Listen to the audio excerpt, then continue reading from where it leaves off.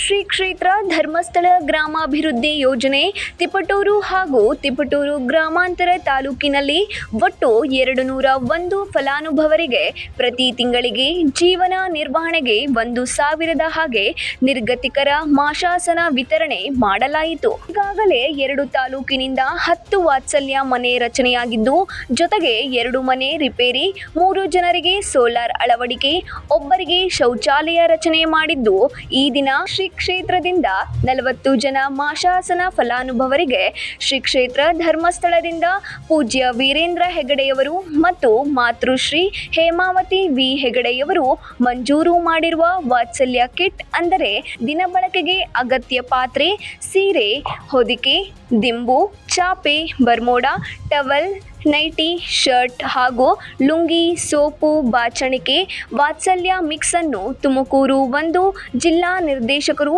ಸತೀಶ್ ಸುವರ್ಣ sir, ತಾಲೂಕಿನ ಯೋಜನಾಧಿಕಾರಿಯವರಾದ Uday K, Suresh K, ನಿಕಟ ಪೂರ್ವ ನಗರಸಭೆಯ ಅಧ್ಯಕ್ಷರು ಮೇಘಶ್ರೀ, ಸುಜಿತ್ ಭೂಷಣ್, ಜಿಲ್ಲೆಯ ವಿಚಕ್ಷಣಾಧಿಕಾರಿ ರಾಜೇಶ್ ವಿಮಾ, ಸಮನ್ವಯಾಧಿಕಾರಿ ಸಂತೋಷ್ ಜ್ಞಾನ ವಿಕಾಸ್, ಸಮನ್ವಯಾಧಿಕಾರಿ ಪದ್ಮಾವತಿ ಎಂಡಿ, ಭಾಗ್ಯಲಕ್ಷ್ಮಿ ವಿ, ಎಲ್ಲ ವಲಯದ ಮೇಲ್ವಿಚಾರಕರು, ಊರಿನ ಗಣ್ಯರು ಹಾಗೂ ಮಹಾನಗರ ಪಾಲಿಕೆ ಸದಸ್ಯರು, ಪಂಚಾಯತ್ ಅಧ್ಯಕ್ಷರು ಮತ್ತು ಸದಸ್ಯರು ಯೋಜನೆಯ ಸೇವಾ ಪ್ರತಿನಿಧಿಯವರು ಭಾಗವಹಿಸಿ ವಿತರಣೆ ಮಾಡಿದರು. 9 ಲೈವ್ ನ್ಯೂಸ್ ತಿಪಟೂರು.